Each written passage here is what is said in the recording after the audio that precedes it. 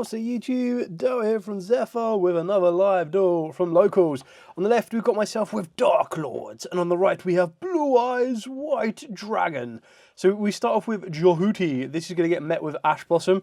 Yugioh is probably like your best starter, like your best normal summon of the entire deck, but also the weakest because it just gets interacted with so much, and you can see that I haven't had enough to follow up with. So a single Ash on the Yugioh really does shut it down, which is where sometimes being able to play more engines could be quite useful. Opponent starts off by normal summoning down Beryl. And I'm feeling kind of confident in regards to what I have here. So we activate the Forbidden Crown. So Forbidden Crown has like a list of effects. It can't be used as link material is one of the base points that you need to know, and its effects are negated. So it kind of just locks Beryl there in place. My opponent has hard opened up the Mausoleum of White. That's going to get hit with the Fallen on the Virtuous. Of course, I could have used Fallen on the Virtuous on the Beryl, but then, you know, if they still have extension plays to go, the Forbidden Crown wouldn't have helped me there. So, locking down the Beryl was probably the best way of doing it. Fallen on the Virtuous is obviously going to be quite useful. Then they run over the Almirage with Beryl, and then we're going to get to set the Fallen on the Virtuous. Now this is where the addition of the brand new Ecclesia, the Dark Dragon, comes into play, because now my Fallen on the Virtuous isn't just going to be a pop, it's also going to be a shuffle. So it basically gives me double usages, all from the one card. So ultimately it kind of comes down to, I think if I remember rightly, I didn't draw anything I could use. I think I'll have I think it's Contact in the hand and two of the bigger Darklords that don't summon themselves or recycle themselves. And it's like, well, I could use Fallen on the Virtuous during my turn and then use the Dark Dragon to shuffle the set card back into the deck, which could have been quite useful. But ultimately, what would be better now is I let my opponent go to the battle phase, which is exactly what we're going to see here. They go with Sage Reviser Blue, using Sage Reviser Blue effect, and I'm like, okay, cool, well, I know where this is kind of going. Usually you're going to go for Maiden, they've already gone through Mausoleum of White, so they're going to go to Maiden. Maiden is going to set, activate True Light face up, and then that puts them in a weak position. They know I've already got the Fallen of Virtuous, unless they've forgotten, but that then puts them in this position of, okay, cool, well, I've got to try and play around this Fallen of the Virtuous, because as soon as I put Eternal Soul face, not Eternal Soul, that's Dark Magician. If I put True Light face up on the field, it's the biggest Fallen of the Virtuous target ever. So we go into the Blue Eyes Link one. Then we're going to be using Maiden. And I think this is, I'm not even using Maiden, we're going straight into Hieratic Seals, which is quite an interesting one here. We're going to use Maiden. I think this might be a bit of a misplay on my opponent's behalf. I think they felt that Eternal Soul could do it. And like as soon as they activated True Light and say True Light's effect, I go Fallen on the Virtuous, and I'm like, yeah, no, cool. Destroy that, gets rid of the Hieratic Seals as well. And they've only got the one set card, and then kind of passed it back. So kind of already entered a Grind's Gate. Now we're just confirming that the Ecclesia doesn't have a graveyard effect, which is like end phase effect, which it doesn't. And yeah, draw for turn. So now I've got the ability to start straight off with the Ecclesia. The benefit of this one is the Ecclesia will get rid of that set card. So if that set card is of anything like a Purge, if it's a Imperm or anything like that, I get rid of it. So I get it out of the way. Which then means, apart from any hand interactions, I should be able to move on. So we use Yugioh here with the Golget. That gets hit with the Ash Blossom, which I don't mind, because now what I can do is I can use the Golgot to go and get me the Dance. And because I've got Yugioh and the Golgot in the graveyard, that's two level 6 or higher Dark Fairy monsters. So that then gets me into the Evening Star. And Evening Star then gets you the Spell and the Trap card, which straight away in a simplified game state like this, it's going to speed up real fast. So you'll see here that I'm going to be able to set a Trap card, which specifically I went for Enchantment. And then I go for Banishment. So the Banishment can then set me out. And the reason that you kind of need to be a little bit careful here is that with Enchantment, because it's on the field, it has to send the Darklord from the hand or the field. Hand or the field, sorry. So we go for Contact. Contact can then bring back Yugioh. Yugioh can then spawn one from the deck, being the Golget. The Golget will then be able to spawn me 2 tokens. And then I've got the ability to use Evening Star if I want to replicate Dance, Banishment, or Contact, and go from there. So we use the 2 tokens to get me into the Herald of Mirage Lights, because it requires 2 monsters with the same... Oh, wait, I've completely misread that. I got that mixed up with the Condemned Darklord. That should have been, so what it should have been is it should have been Condemned Darklord with the tokens, because it does literally say accept tokens. And then it should have been Golgot and Jehuti with, so you'll see this in a minute. Basically, they went the wrong way around.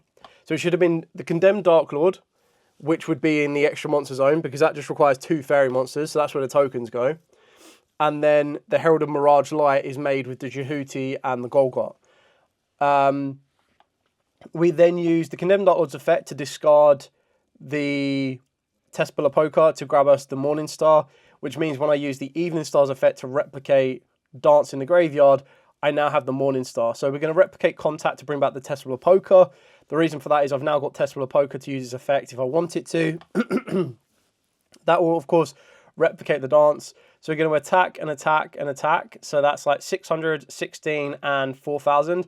And then still in battle phase, we use the Tespila Poker to replicate Dance, banishing the Morning Star from the hand, and then 2 Dark Fairies in the graveyard, or field. So Tespila Poker, and then... Oh, I just went for 2. Obviously, just went straight for a second Evening Star. Anyway, we're going to move into game 2 now. So my opponent gets to go first here. Start off with the Beryl. I just have a tendency to not let him Beryl resolve, and this is where Herald of the Orange Light comes into play, because negating and destroying means they don't get that monster on the field. Going to go for Maiden. Maiden then grabs, works its way into True Light. True Light, of course, it's an incredibly good card because it gets you into Wishes. I've not got a Ghost Ogre, but we do discard as cost on the Wishes, and that's going to get hit with an Ash Blossom. I know where Blue Eyes want to go. So if I have those cards, I'm going to do the best I possibly can to stop them. Now, my hand is Banishment. So they set 1 and pass. My hand is Banishment. I top deck Contact. I'm like, oh, this is amazing. I can use...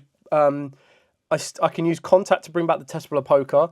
I've then got Banishment to then search, and they flip Anti-Spell, and I'm like, ah! Little internal screaming. But then I'm like, it's fine. I've got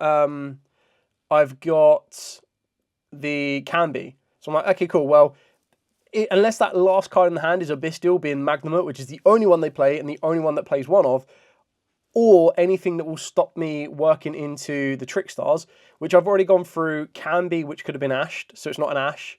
I've gone through... I don't think I've gone through anything else here, but we use the Trickstar monster in the graveyard. They do have the Magnamut. The Magnamut will then banish the Trickstar, and then I'm like, right, okay, I've got a Contact and I've got a Banishment. Neither of them I can use, so I have to set both of them. Have to pass, and then they go, cool, True Light, set the Wishes, so that whatever they top deck gets discarded. I don't even go for Wishes, goes for Raw. They're going to have the Beryl that's going to come back during the standby phase because they've got the normal monster in the graveyard. They've got the Kaiser Horse to search off the back of the Magnamut as well. And ultimately, it's just like the writing's on the wall here. I can't play for Anti-Spell. They'll OTK me this turn. Might as well go into that all-important game 3. And you know what that means? A Brickfest. This is actually quite painful, so I do apologise for the first few turns you see of this. So I set 2. Like, my hand is god-awful. I think it's Morning Star, which you can't do anything without tributes. They've opened up Maiden into True Light, and it's like, do I let True Light resolve? And I'm pretty sure one of my cards, it might be for, it's either Fallen the Virtuous or it's Iron Thunder. It's one of those two. So obviously I'm going first, so I took out my 3 Fool losses and went with 3 Iron Thunders. So we activate Wishes. Do I have the Ash for this one? I can't remember. No, Iron Thunder for Wishes. Just makes them burn a bit of resource. I do pay half my life points, so I am currently down to 4,000. They have to set 1 and pass. So I've got to be a little bit cautious of what those 3 cards in the hand could be, because they didn't normal summon. So there's no Sage, there's no Beryl, there's no nothing. And then end phase we're using... Yeah, so end phase we use Fallen the Virtuous, try to get rid of the Eternal True Light. They then use Purge on the Albion, so that I don't get the second Fallen the Virtuous, which is kind of good actually, because if I was able to get access to the Fallen the Virtuous, I'd be in a much better place. So I think their opening hand was like 2 Purges, and it's now like, did they get a starter off the top? Keeping in mind that Blue Eyes play like 3 Sages, they would have had 2 more Maidens, plus 3 Beryls, and 3 Lordy Loads. It's like, bro, and I'm saying this to him as well. I'm like, where's my star? So he gets Beryl. I'm like, Herald of the Orange Light, send the Morning Star. Not letting Beryl resolve in this game. Beryl will not resolve this game. and I'm like, I think I draw. I think I've got like Tespilla Poker. I need like one card, like the same where my opponent is digging for their starters. I'm like, all I need is Yugioh, Jehuti, even a Golgot with Herald of the Orange Light would have got me full combo. So I just don't know. I'm pretty sure I've got a contact in the hand, and I'm like, I can't revive the Morningstar. So my opponent has to set one pass or draw for turn. Do we have a playable card, please? Yes. Okay, so we start off with the Jehuti. Obviously not the best start because my opponent can interact with me at any point, but I'm quite comfortable because the set card that I have is Iron Thunder. So if the card set on the field was going to be of anything damaging, I could deal with it. But as soon as Golget gets to the field, you've got your 2 tokens. Now all I need to do is I link off, not the 2 tokens this time, into the Herald of the Mirage Light. I get to use Golgot. If my opponent has a spell or trap that interacts with me, like a Purge, I can use Herald of the Mirage Light to stop it, which is exactly what I do. So I get rid of the Herald of the Green Light, meaning that I think I probably could have sided out the Herald of the Green Light, but I was like, you know what, if I Herald of the Green Light, my opponents, like I was half expecting them to have Drill Beam, Primite, Lordy Load, Wishes, anything like that, it would have been better. But banish the 2 tokens, go into Evening Star, set Enchantment again, and then set, I believe it's going to be Banishment, because I do already have, I'm 99% sure I've already got Contact in my hand. So we activate the Banishment, the Banishment is going to search us. I'll go for Yugioh, yeah, which makes sense, because then if I do have Tespilla Poker in the hand, I can discard the Yugioh plus the Tespilla Poker to draw 2. And then it also sets up Yugioh in the graveyard. I think, actually, it might be Contact.